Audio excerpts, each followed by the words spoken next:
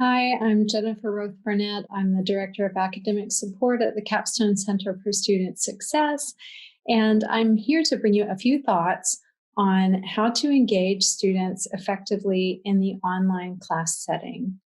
I'll give a little warning that this presentation is Zoom-centric because Zoom is what I tend to use, but I hope that some of these ideas will be translatable to Collaborate Ultra and other technologies.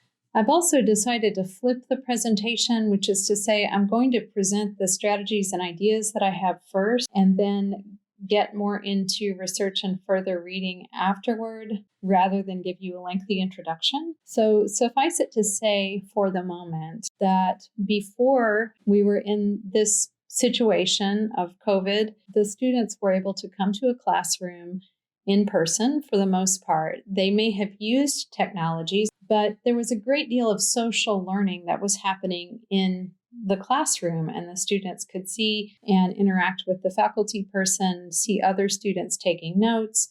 There were many cues within that environment that helped them understand better how to learn effectively. By contrast, many students are now studying like this, alone with a computer and trying to figure it out on their own. So I feel that there's a lot we can be doing to support their learning in the Zoom space or the Collaborate Ultra space. And so my first idea about that is to set expectations ahead of time for interaction online. I'll also say that if it's the middle of the semester and those expectations were not set at the beginning, I don't think it's ever too late to set them. In fact, I do have to kind of go back and retread with my students from time to time that I expect them to have their cameras on if they are going to be counted present and in attendance. If they have a reason that they can't have the camera on, I invite them to share that with me in an email. And so there are a few exceptions to that rule, but I tell them, just as if you walked in the classroom, I would see your faces and you would see each other.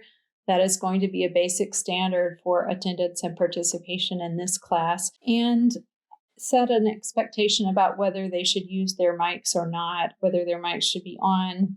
I do find that having the mics muted tends to work a little bit better, but I encourage them to switch their mics on at any time to participate. For a seminar, I'm offering attendance and participation points, and I have split attendance from participation so that there are specific parameters expected for participation, not just to log in and then walk away, which happens from time to time. So I've begun sending my students Qualtrics surveys, either to review what was discussed in class or to share their thoughts ahead of time on the material that we would be covering in the next class. And I find that that has engendered a clearer path for them to participate, as well as making them understand that there are points associated and grades associated to that feature of my class. The next thing I'll mention is to offer students the best way for them to ask questions in the live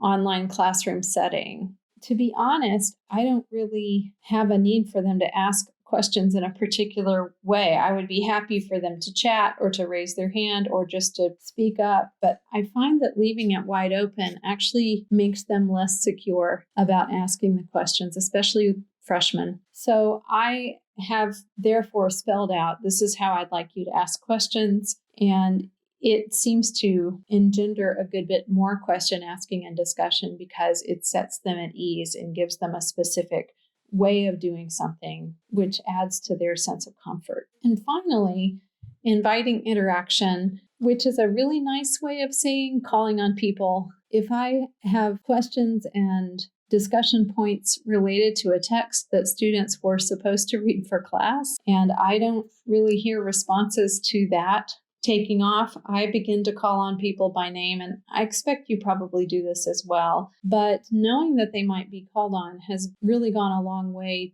toward helping them decide to be proactive in their interactions and to make the online classroom a more vibrant space. And I do remind them from time to time that it takes all of us, that it's a community effort, that I know this is hard, that I know it's especially hard for them when they would rather be in a classroom with one another. And so I try to encourage them in a positive way, but also let them know what my expectations are.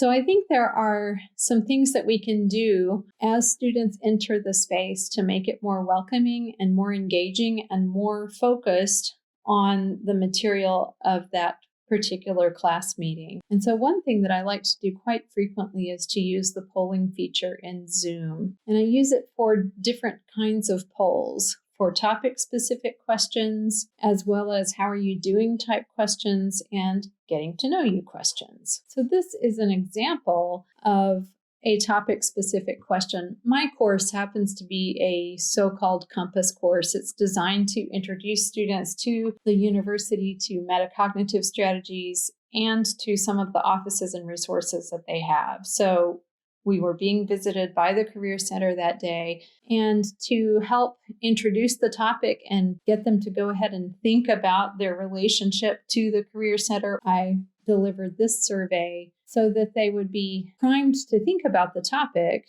and also to have some information that I and the Career Center representative could kind of bounce off of during the presentation. And so this is what it looks like if you've not used the polling feature. You can see at the top of the image there that 4 out of 10 at that point had voted or taken the poll. You can see the responses coming in as that blue line. And then after the poll is done and I close it and share the results, now the students can see their responses mixed with everyone else's. They get a sense of where they fit into the community and to the experiences of their classmates. So this gave us something to discuss as we walked into the topic. This is one of the how are you doing questions. You can't see the bottom of it. It actually goes from 1 to 10, but I simply ask students about every other week to rate themselves on a scale of 1 to 10, 1 being awful and 10 being fantastic. How are you doing today? And the primary purpose of this is that I need to know how they're doing given the difficulties of this semester. But I also want to have an opportunity to encourage them if they need encouragement. I tend to see a spread of responses from 2 to 10. I've never seen a 1, but I've seen some responses pretty close to the bottom. And so I like to take that information and share it and then say, if you are one of the people who's doing really well today, I'm really happy for you. That's good. But if you're one of the people who is not doing just great right now and you're having a hard time, this is a safe space. Our classroom community is here to support you, and we hear you and we see you, and let me know if there's ever anything that I can be doing to help you. It seems important right now for students to feel like the classroom is a place that they are seen and heard even though they're online. And I also think it's important because their community connectedness is lower at this point in this semester than it has been typically in previous semesters. Even as things just begin to open up, they don't have the network that they had last year or the year before last year and going on back because they haven't really had quite the opportunities to build it. And so some of them really are at loose ends. And I want to make sure that I hear them and that they know that they are being acknowledged. And finally, this is one of those getting to know you questions. I used this poll at the very beginning of the semester. Where are we all from? What regions are we from? And I also asked what they were excited about at UA, as well as what they were most nervous about at UA. And this is kind of a funny little poll question that I have found on the internet. There are lots of fun ideas out there. And so occasionally I will throw something in that's just lighthearted or metaphorical. And so the students seem to have a good time with this. And I continue to look for more material like this that just offers an opportunity to do a little bit more community building, because the social community building helps our academic community building. So I'm trying to do a little bit of both. These polls, as I said, are at the beginning of class, and I tend to launch them about 5 minutes before class starts so that by the time class is rolling and everyone is in the room, we're done with the poll, talking about the results for just a second, and then moving on into content. So the polls stand as something that they can work on and engage in during the time that they're logging in instead of just being kind of null time. Another idea about creating a welcoming entry in those few minutes before the class starts is to share some music I am a musicologist, so I kind of can't help myself, I guess, but I find that there's almost always music that is relevant in one way or another to class material. Of course, I shared music all the time when I taught courses on music and political movements, but even now, one of our themes is wellness and taking good care of oneself and things that we can do to help focus when we're studying or to make ourselves feel better. And so I've been sharing music that makes me happy and encouraging the students to think about the music that makes them happy or helps them focus as another way into metacognitive strategies and self-care. And so this is how you do it. If you look at the bottom left of the screen where it says share computer sound, if you check that little box, and then you can share a web browser window, as you see highlighted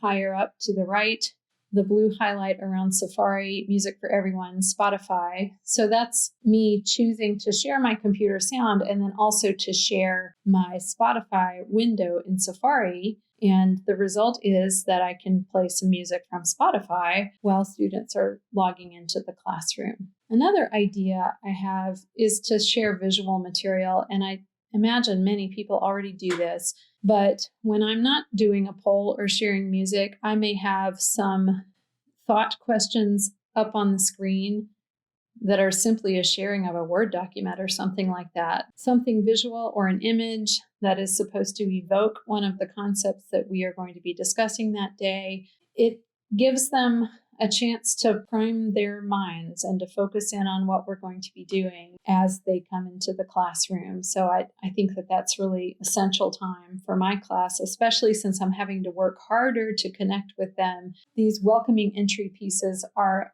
all about going ahead and getting them engaged as they drift in at different times over a few minutes.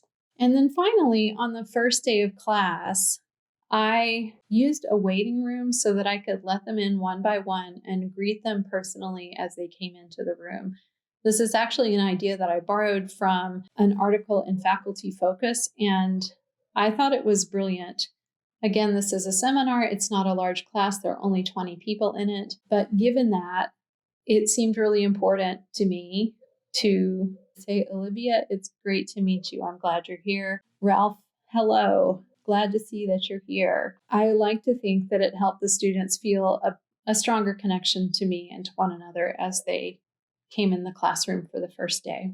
Another idea that I have used this semester are breakout rooms. And I have a few thoughts on different ways of using them. This is a list of the kinds of ways that I have tended to use breakout rooms. One is for assigned small groups, because our way of gathering was going to be to gather as a large group all together via Zoom, and then to meet as small groups in classrooms that could accommodate the size of a small group. I went ahead and assigned small groups at the beginning of the semester. It has changed a little bit in that I have needed to host my small groups on Zoom. And as a result, I actually host 2 small groups at the same time and bounce back and forth between them. And then my peer leader is in a physical classroom hosting a 3rd small group. And so we rotate. I also sometimes will use just the random small grouping feature, divide this class into 4 groups or 5 groups or whatever it is I think. And then sometimes the material lends itself to discussion in pairs. And so I will send them off for 5 minutes into pairs to talk about this thing, whatever it is, and then bring them back. But the other side of this is that I always try to provide really specific instructions about outcomes so that they don't get off into the small group and say, what are we doing? Why are we here? And what are we supposed to be doing? So I asked them to discuss fill in the blank, but also to bring back outcomes, to make decisions, to bring back their questions, to bring results, something that feels more tangible so that they are responsible for coming back from the small group with something that they can share. Also, because it takes a minute to set up the small groups, especially if I'm doing the assigned ones, I actually have to go through the class list and assign them to a room.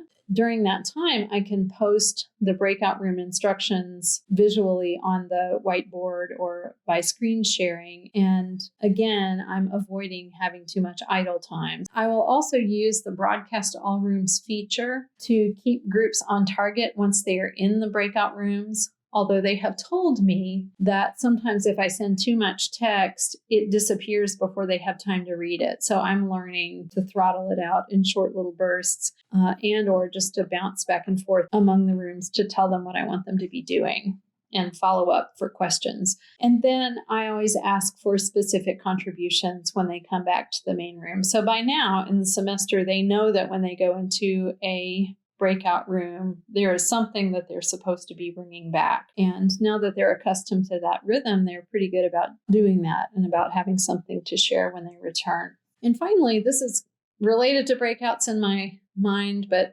beyond it, is to consider establishing a buddy system. I assigned my students buddy pairs at the beginning of the semester with the goal that they would check in with each other once a week, that they would have some accountability, that they would look for one another in the class meetings and in their small group meetings, and that they would know that someone else was looking out for them and that they needed to be looking out for someone else as well, because it seemed like they needed something extra to hang on to this semester. And I will say that they were a little reluctant at the beginning. And finally, about a week and a half into class, I just had to say, look, I don't expect you to be best friends. You don't have to do a lot of things together. It's not a high pressure situation. It's just that you need to know that someone is looking for you and someone else needs to know that you are looking for them. And that's all. Like, exchange numbers, text each other. It can be fairly lightweight, but you need to be touching base once a week. And once that was clarified,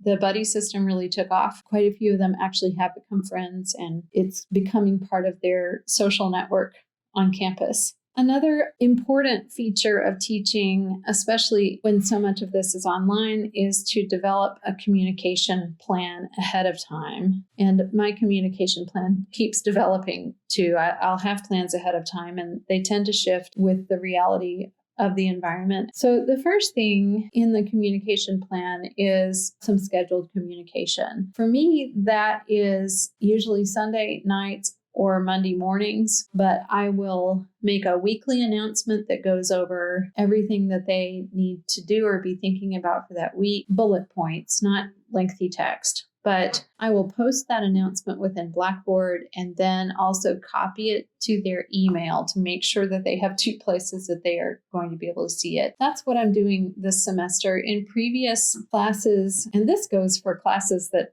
I've taught face-to-face as well as online, I think a communication plan is essential in either case. So some of my classes have had a weekly video preview, especially if we were going to be discussing texts that were difficult or challenging in some way. I would often just sit in front of the video camera and record them, a walkthrough of the texts or some things to watch out for, some things to be aware of.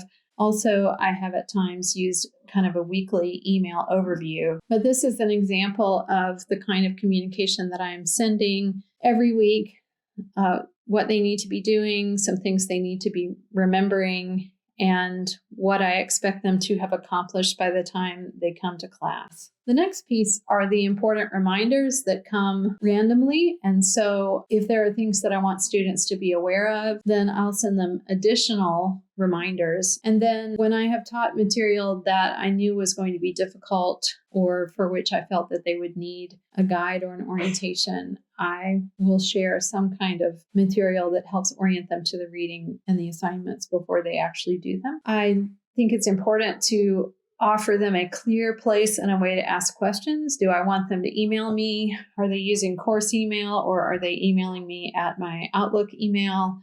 Do I have a discussion board where I want them to ask questions? Something so that they know exactly how to ask questions and where to do so. And then finally, early in the term is the about me topic. I don't like to spend a lot of time talking to students about me, but over the years, I've discovered that they feel a lot more connected to me as their faculty person and therefore more connected to the academic community when they do know a little bit about me. So I tend to make sure that I find a time to talk to them about my background and how I ended up doing what I'm doing and the things that interest me and the things I love about working with them. And so the final thought that I have on how to encourage engagement in the online setting is to validate and appreciate, especially right now.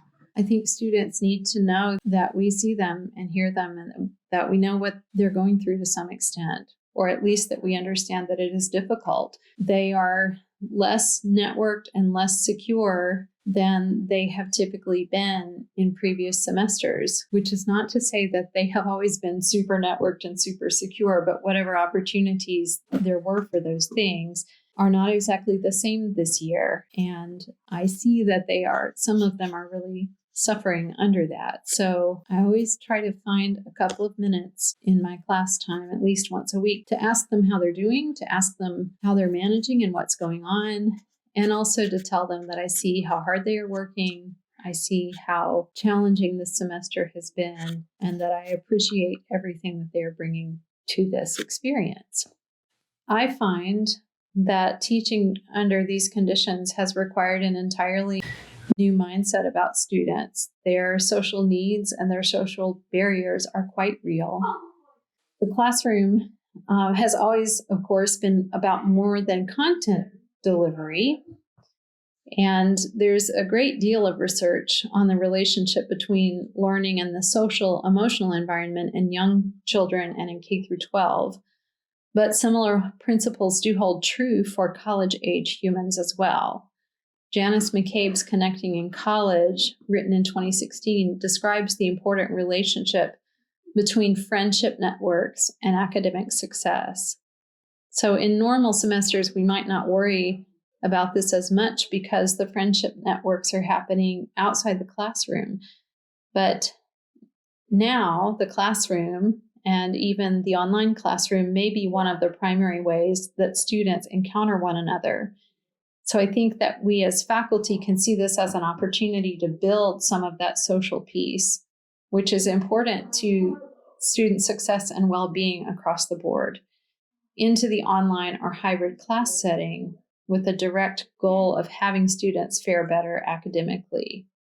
And as I've already mentioned, even in a very large lecture setting, students experience a degree of social modeling. They see others in the room, they participate in attendance check, they see others taking notes, the instructor is often moving around and engaging with them. But in the virtual setting, the social visual cues of the lecture hall or the classroom may be largely absent. The faculty person contained within a screen, or even visually absent, as I am here, in favor of visual accompaniments to the lecture. A variety of studies from the world of online higher ed, which are relevant to our experience as a campus now, have drawn a direct correlation between students' sense of university connectedness and GPA, and between that sense of connectedness and the ability to persist in their studies, as well as correlations between student-to-student interaction and academic success, measured as passing the course in question, and between their perception of instructor presence and academic success. On our own campus, when I was heading the College of Continuing Studies Innovation team, my team worked closely with Dr. Sabrina Jackson and other faculty from the School of Social Work to increase student perception of instructor presence in UA social work programs online. In our own assessments, we found a strong correlation between instructor presence and student confidence, that sense of I can do this, student connectedness to the institution, and student persistence. So here is some further reading about these topics. And in closing, I'd like to encourage all of us. We are going through a really unusual time. This is difficult for everyone. I know how hard the students are trying to make this work, and I know that my faculty colleagues are also making tremendous efforts to create a solid college experience for all those who are enrolled right now. The further reading presented here really goes more into the question of instructor presence and student-to-student communication as parts of the backbone to students' ability to be successful academically. Thank you.